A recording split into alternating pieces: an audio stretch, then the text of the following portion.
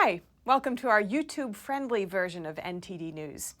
What you'll see here is only the content that YouTube allows. For our complete, uncensored broadcast, head on over to ntd.com, and you can click on the link below. See you there.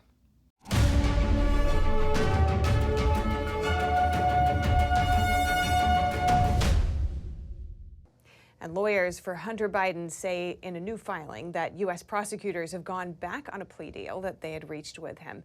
Earlier today, I spoke with constitutional attorney Jenna Ellis for her analysis. Jenna, thanks so much for joining us. Hunter Biden's lawyers say that federal prosecutors reneged on a plea deal that would have resolved the tax and gun charges against him. We know that the overall plea deal fell through last week because the two sides couldn't agree on the scope of immunity, but Hunter's team says part of that deal is still valid and binding. What does this all mean, and how strong is the defense's argument here? Well, I think that the whole situation is quite fascinating, especially when you take all of this into consideration with Merrick Garland's, the Attorney General's appointment of David Weiss, the prosecutor here, as now special counsel, and the prosecutors wanting to dismiss the case out of the district in Delaware and bring this, they say, in either Washington, D.C. or California, which to me, Steph, just says that they want to forum shop. This is all about wanting the defense and the prosecution to come to an agreement that they want a judge's rubber stamp on. And because the judge, who is a Trump appointee, in this case out of Delaware, inquired into the scope of this plea agreement, neither side is happy. And so the prosecution is simply trying to move this to a preferable district. Now, prosecutors say that they intend to drop the misdemeanor tax charges against Hunter in Delaware and instead, as you mentioned, bring them in California and Washington, D.C., where the alleged misconduct occurred. So the main purpose here is what you've just said. Is that right? Well, I think that the main purpose here is forum selecting and trying to select a judge that is simply going to rubber stamp whatever plea agreement is entered into between the prosecutors and the defense. And so instead of having an adversarial system, which is what the justice system is designed to do, having prosecution and a defense, it seems like the problem here is that both the prosecution and the defense are on the same side of protecting Hunter Biden. And it's really the judge in this case out of Delaware that's asking questions that neither the prosecution nor the defense want to answer. And so it's interesting here that they would, the prosecutors would say that DC or California would be better suited when likely they would draw a non-Trump appointee judge in one of those two very, very blue districts. And you mentioned special counsel David Weiss. He was nominated by former President Trump, but Trump has said that he would not have picked Weiss as a special counsel in this investigation. And Republicans have criticized the choice, saying the appointment will obstruct congressional investigations into the Biden family. Would you say that those criticisms are valid? I think that no matter who was appointed here, both sides would claim that this is political, and they may have reasons for saying that. But really, I think for the American people, what's frustrating and what seems very political here is how the case is being handled. And clearly what is being alleged against Hunter Biden, this sweetheart deal, would never happen to any other defendant in the regular course of a criminal investigation and criminal charges. And so the sweetheart deal, I think, was problematic to begin with. And now the fact that this judge didn't just rubber stamp it, and so now this prosecutor wants to switch jurisdictions, really should raise some very important and concerning questions about the independence of the prosecutor in this instance and whether or not he really can be unbiased, whether he's acting in the capacity of U.S. attorney or special counsel. Jenna, always great to have you on our show. Thank you so much. Thanks, Steph. And Georgia prosecutors are expected to file charges against former President Trump any time now. The grand jury began hearing from witnesses today, and a key document was leaked, then rescinded. Former President Trump is facing election interference charges in Fulton County, Georgia. In the center of the case is a phone call between Trump and Georgia's Secretary of State on January 2, 2021. Trump allegedly said he won Georgia and asked the secretary to find the votes Trump needed to beat Biden. A Fulton County grand jury began hearing from witnesses Monday. Also on Monday, the court's website posted this document showing a list of several criminal charges to be brought against Trump. They include state racketeering counts, conspiracy to commit false statements, and solicitation of violation of oath by a public officer. However, the court quickly deleted the document after posting it, saying it contained wrong information. It's not clear yet when charges could be filed. However, many expect it to happen soon. Trump commented on the case on Monday, saying, "I just hope Republicans and the people of our now failing nation see what is happening to our democracy and freedom." A sitting president has indicted, in many different forms and locales, his political opponent, who is substantially leading him in the polls. The Georgia case would be the fourth one against Trump. The first one was brought in Manhattan over hush money payments, allegedly to cover up an affair and clear his path to the presidency in 2016. The second one was related to classified documents found at his Mar-a-Lago resort and potential mishandling of them. And just earlier this month, the third one was filed in D.C. over his actions after the 2020 presidential election. The Fulton County Sheriff's Office previously said that Trump won't receive special treatment if indicted in Georgia, and that it would take Trump's mugshot when arraigned, something that hasn't happened in the other three cases. And Georgia prosecutor Fani Willis does have power that other state prosecutors normally don't. A former state prosecutor told NTD's Arlene Richards why. Georgia's Fulton County District Attorney Fani Willis is expected to file Rico charges against former President Trump and others as early as next week. The Rico statute, or racketeer influenced and corrupt organizations, is normally used to tackle organized crime. Willis is known for using Rico to bring charges against multiple people. There are unique differences between Georgia's Rico law and the federal law. The federal statute, for instance, requires that prosecutors show proof that there is a threat of ongoing racketeering activity. In Georgia, only 2 related acts are needed to prove a pattern. So tell me, what can a Georgia prosecutor do under the Georgia Rico statute that she couldn't do under the federal Rico statute?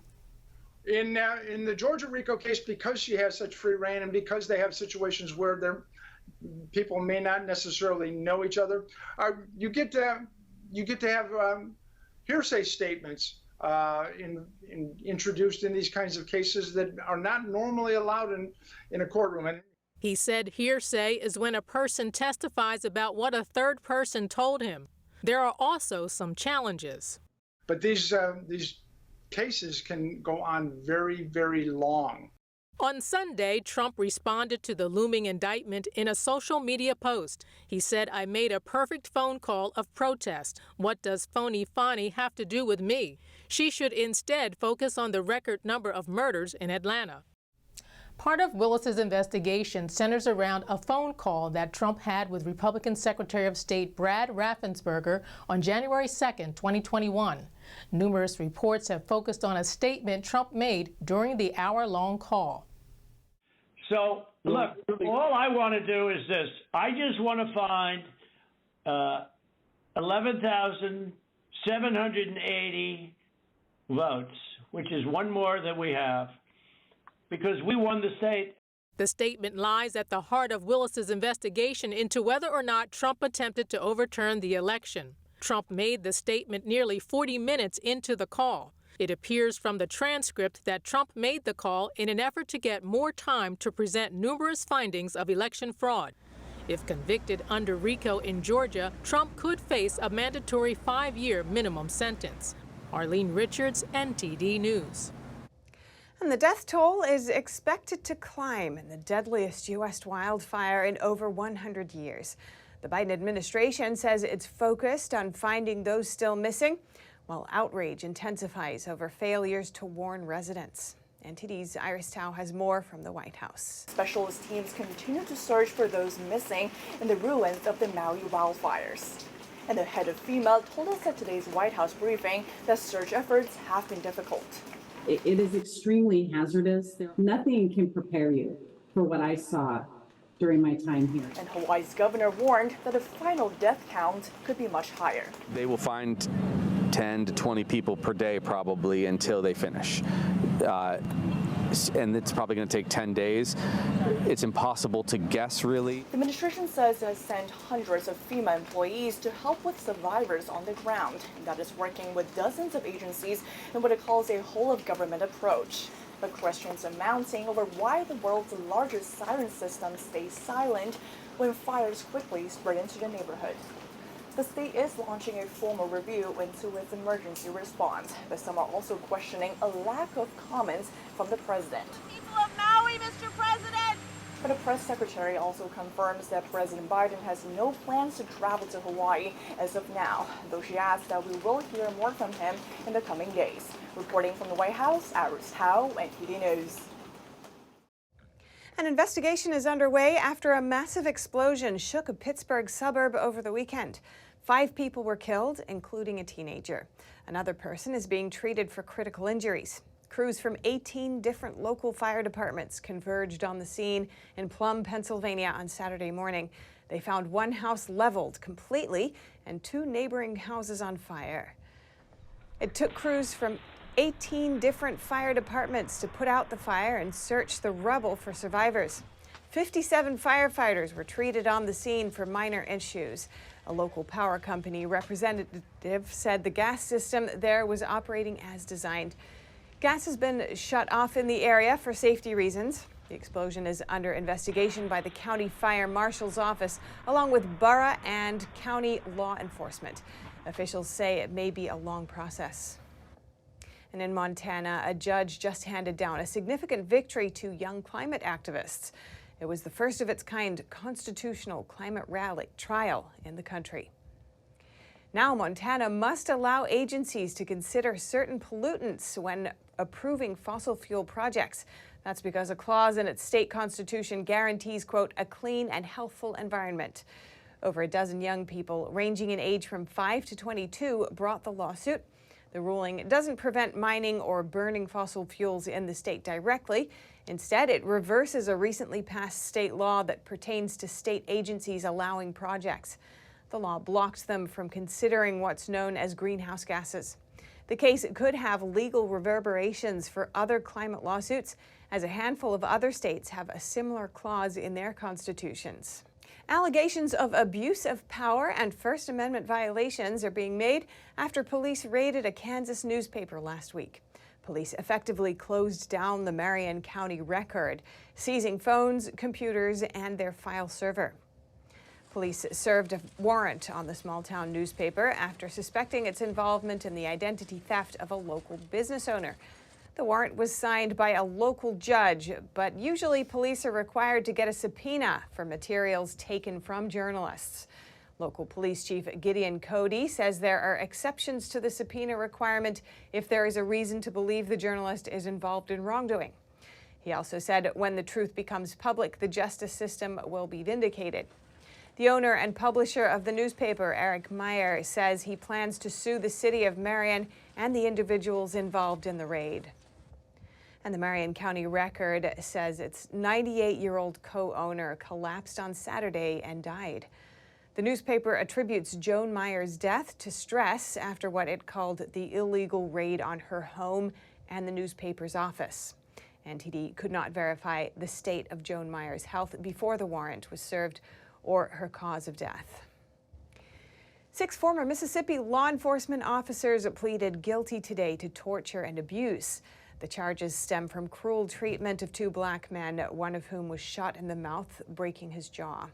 Court documents say the officers were responding to a report by a neighbor of suspicious activity, but they illegally entered the house, then handcuffed, kicked, and tased them. Victims say the former policemen repeatedly used racial slurs and threatened sexual abuse. The former officers also pleaded guilty earlier this month to federal charges in connection to the same January incident. Students are cheating with ChatGPT. In one student's essay, a teacher found the text, "I am just an AI language model. I don't have an opinion on that." Teachers are trying to come up with ways to AI-proof their courses, but there may not be a way. NTD's Faye Quarter has more.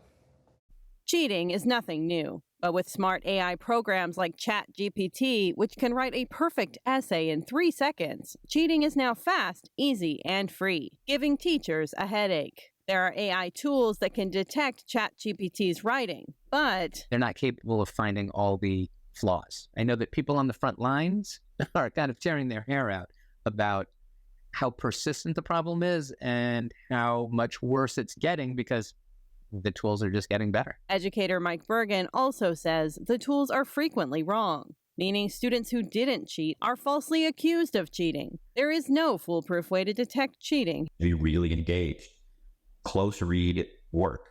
Know your students. Know their writing styles. Know their vocabulary levels. Know how they tell stories. That's the first thing that's going to be a flag. If a teacher reads something and says, this doesn't sound like my student, it may not be. Forbes columnist Derek Newton says the most valuable tool is teacher engagement. They should tell students how ChatGPT should and should not be used, and then pay close attention to their work. I have a teacher friend who teaches high school English, and if a student is a C student, and then the next day they're able to summarize Macbeth perfectly, chances are they were using ChatGPT. Jeff Hughes is the author of How to Raise Smart Kids with AI. He sees teachers checking students' work by using existing technology. The revisions feature in Microsoft Word. What they're looking at is turning on revisions. So a student would have to show, this is my first draft, these are the corrections I made, this is the thought process, and that's available right now. The revisions feature can also tell when something is copied and pasted. So a student can't simply copy and paste a chunk of text from ChatGPT. Faye Quarter, NTD News. For the first time in history, 3 branches of the U.S. military are without a leader confirmed by the Senate. This is as Senator Tommy Tuberville continues to block military nominations.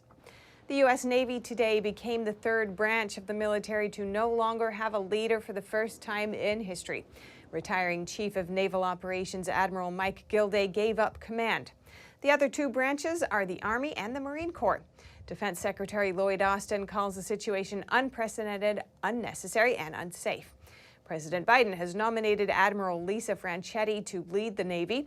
Meanwhile, Tuberville has blocked hundreds of military nominations from moving forward. He says this is to protest the Pentagon's policy of using government funding to cover travel costs for abortions. Earlier today, I spoke with Janice Heisel, an Epoch Times reporter who's been following this case. Janice, thanks so much for joining us. The Fulton County Court briefly listed criminal charges against Trump earlier today before the grand jury voted. What's the significance of this in your view? A lot of people are quite concerned about this being possibly leaked on purpose, although there is also a chance that it could have just been done accidentally. Although the court later said no charges have been filed yet, critics are concerned that it could show a disruption to legal procedures and potential upending of justice. What are your thoughts on that? What are you seeing out there? Well, there are a lot of concerns out there about, tainting the entire process and showing that perhaps that these charges were already locked, stocked, and barrel decided before the grand jury has voted, which is that's not supposed to be how the process works. It's supposed to be the grand jury makes its own decision. Now, of course, we've all heard the old cliche about you can indict a ham sandwich if you're a prosecutor, get the grand jury to go along with that. But the concern is that the grand jury is supposed to have some degree of independence and vote on the actual charges. And so what are other responses that we're seeing so far? Well, supporters of former President Trump are coming out and saying things such as Fani Willis, the district attorney who is in charge of this grand jury process, should actually be removed from office. And that if Brian Kemp, the governor, had the guts to do that, that he should. That's what they're saying. And there's a lot of concern on that end of things. Also, very interestingly, Vivek Ramaswamy, who is one of the presidential contenders against former President Trump, is coming out and saying that he feels that President Trump should take a novel approach himself and challenge this on the grounds that it's unconstitutional violation of his due process rights by releasing this before the grand jury has actually voted. Now, how would a Georgia indictment differ from the federal January 6th case? Well, significantly for former President Trump, one of the biggest differences is, say that he were to be convicted of the state charges. That is not within the president's purview to pardon himself if he were to be reelected. So he can pardon himself if he would be convicted on the federal cases, but not here in the state cases. Trump himself says he believes that these cases are a form of election interference. How do you think it could affect his campaign? Well, obviously, if you are stuck in depositions, if you are stuck going to court proceedings, you're not out on the campaign trail. And that's the most obvious effect on his campaign. There is also an argument, though, on the other side that is helping his campaign because some people are seeing this as being, the witch hunt that he claims it to be, and that this is just piling on of charges that in some people's opinions seem to not hold a lot of water. So there are different ways of weighing this, for sure. Janice Heisel, reporter for the Epoch Times, thank you so much. Thank you. A spokesperson for Niger's Junta says it has gathered enough evidence to prosecute ousted President Mohamed Bazoum for high treason. David Doyle has more. The military junta that seized power in Niger has said it will prosecute ousted President Mohamed Bazoum for high treason. Spokesperson Colonel Amadou Abdrahman said late on Sunday that was over Bazoum's exchanges with foreign heads of state and international organizations. The July 26th coup saw Bazoum imprisoned and the elected government dissolved. That's drawn condemnation from global powers. West African regional bloc ECOWAS has activated a standby military force that could intervene to reinstate Bazoum. What's at stake is not only the future of a country of 26 million people and its deposed leader. Niger is a major uranium producer and a Western ally in the fight against local affiliates of Al-Qaeda and Islamic State that have killed thousands and displaced millions in the wider region. Western powers fear that West and Central Africa's 7th coup in 3 years could also open the door to further Russian influence. Niger's junta has signalled a potential willingness to find a diplomatic solution to the standoff. ECOWAS is expected to push for more talks and has said it wants to send a committee to meet the junta in Niger's capital. The African Union, the EU, the United States and the UN have all said they are worried about the conditions in which Bazoum and his family are being held.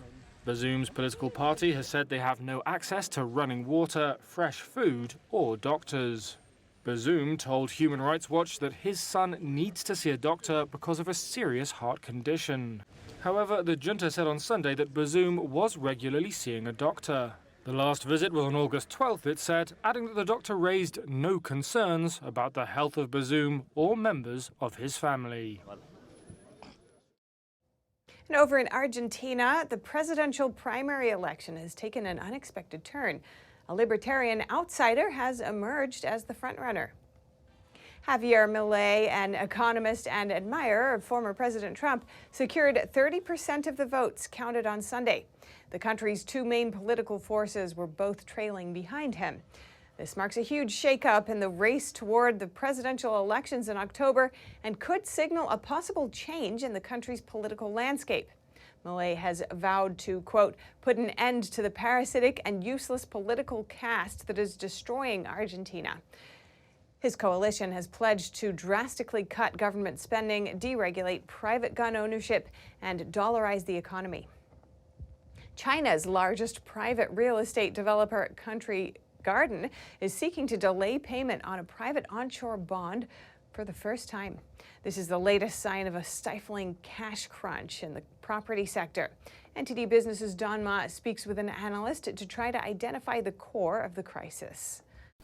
And now joining me here is Antonio Graceffo, China economic analyst. So I wanted to start off today with China's property sector. We have news that Country Garden, one of China's most well-known property developers, its shares fell 18% on default risks. What do you think is the biggest headwind facing China's property industry?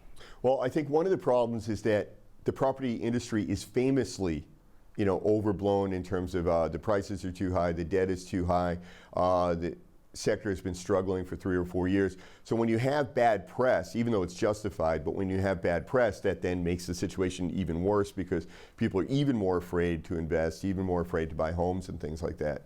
You have a lot of people in China that prepaid for construction of apartments, And then if the company that is building the apartment, if they default, if they go bankrupt, if they can't get more money from the bank, they stop the building. So then the owner winds up with an apartment that's not finished, maybe they can't move in, and meanwhile it's, they've invested all their money in it. So people are very much afraid. The other issue is that the property sector accounts for about 20 to 30% of the total GDP. And then we have allied industries, people selling services and goods and things, materials to the construction sector, right? And then these will also be negatively affected when the property sector goes down. So the property sector in China is usually seen as an arbiter of the whole economy. When we see the property sector in trouble, we assume the Chinese economy is in trouble. And how did this sector become so leveraged? Well, property sector is always going to be leveraged. You're always going to be building. Construction companies know that they can amplify the number of projects they can do by taking tremendous leverage. So this is always the case. Even in the United States, it's very heavily leveraged. The problem is it's a bit of a Ponzi scheme where the banks can keep loaning out money as long as new money is coming in. If new money stops coming in, eventually these loans, will collapse. Or the same thing with the construction companies. Construction company borrows a bunch of money to build a construction unit, Unit A. Now when they move on to Unit B, they get more money in. In Unit C, they get more money in. And they're sort of like rolling over the debt. Well, they want to build Unit D, the fourth one in the series, and suddenly they can't borrow money. Now they're not getting new money in, and suddenly they're unable to make the debt payments on the previous projects they were working on. And I think a lot of property developers were high on speculation. Can you talk a little bit about that? Yeah, well, one of the issues in China is that there weren't a lot of things for people to invest in for the longest time. In fact, before there was really a stock exchange, there was, there was real estate, and a lot of people who don't understand the stock exchange or don't understand, investing in stocks, they feel that if they buy real estate, it's very secure. I mean, this is in this country. This is, most of the world is like this. People feel like, well, if I buy a building, I can see it, I can touch it, I can live in it. They feel like it's a solid investment. And so that's how the real estate sector just absorbed, just so much money. And the point that I always want to stress about Chinese real estate is that this is not young people buying homes. Young people cannot afford homes. Apartments in Shanghai are many times as expensive as apartments in New York City, dramatically more expensive than freestanding homes with land in other parts of the United States. So this is not a young married couple buying a house. This is a young married couple receiving the lifetime savings of all 4 parents and all 8 grandparents, giving them all the money to buy this one apartment. Well, all right, Antonio Graceffo, pleasure speaking with you. Thank you. And now for your sports news, here's NTD's Dave Martin with a look at the upcoming college football season. That's right, Steph. The AP Preseason Top 25 poll was released today, and 2-time defending champion Georgia was number 1. Now, no team has won 3 straight national titles since the advent of the AP poll all the way back in 1936.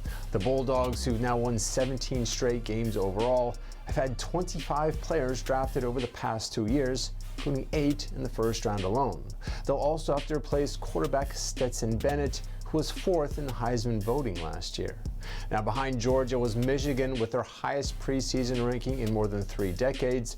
They're followed by rival Ohio State and then SEC powers Alabama and LSU.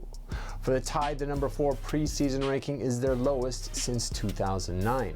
Returning to the list, USC is at number 6. The Trojans return Heisman-winning quarterback Caleb Williams in what will be their final season in the Pac-12. They're followed by Penn State, Florida State, Clemson, and finally Washington at number 10. And in international soccer news, a Saudi Pro League club has agreed to a nearly $100 million deal with Paris Saint-Germain for Neymar, according to multiple reports. The Saudi club Al Hilal, which is one of 4 clubs owned by the Saudi Arabia Public Investment Fund, has reportedly signed Neymar to a 2-year deal with an option for a 3rd season. Now, 6 years ago, Paris Saint-Germain signed Neymar away from Barcelona in what is still a record amount of 222 million euros, or over $240 million. And for your sports viewing schedule tonight, 9 baseball games are on, including a Rangers-Angels matchup with 3-time Cy Young winner Max Scherzer making his 3rd start for Texas. On the other side, Angels two-way star Shohei Ohtani, who leads the majors with 41 home runs, will be facing Scherzer for the first time. And that's it for your sports news today. Steph, over to you. Thanks, Dave. Next, new billboards are scattered across Southern California, but their purpose is far from usual advertising.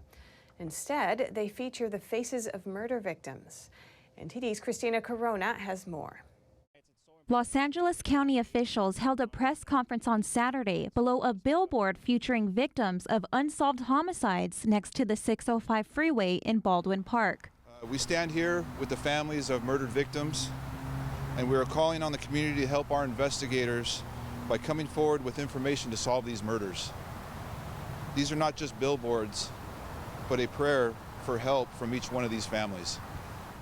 Our hope is that when somebody sees these billboards, they will see it, it will jog their memory, and they will be encouraged to come forward with any piece of information, no matter how small. This is one of many billboards throughout Los Angeles County displaying the photos of murdered victims. Several families spoke out about the victims who were taken too soon. This is my grandbaby. He was my first and only grandson back in 2016. He was murdered on July 6, 2016 in the city of Altadena. Somebody went by and started shooting. They shot 13 rounds, which they actually hit him. So he succumbed to his injuries on July 6th. My son was Reginald Martin Thompson Sr. He was murdered on January 11th of 2022 on the corner of Imperial and Vermont at approximately 9 p.m. My family has been devastated. He has children.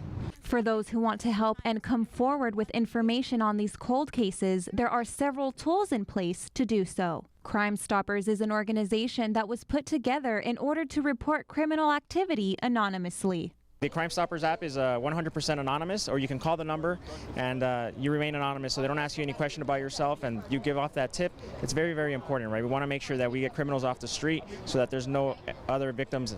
Officials said there have been 3,500 homicides since 2001 and 1,800 have been solved to date. For any information regarding any murder, the community is urged to call Los Angeles County Sheriff's Homicide at 323-890-5500, your local police department, LAPD, or Crime Stoppers. Christina Corona, NTD News, Los Angeles. And if you have any news tips or feedback for our show, you can email us at eveningnews@ntd.com. That's all for today's news. Thanks for tuning in. I'm Stephanie Cox. Good night.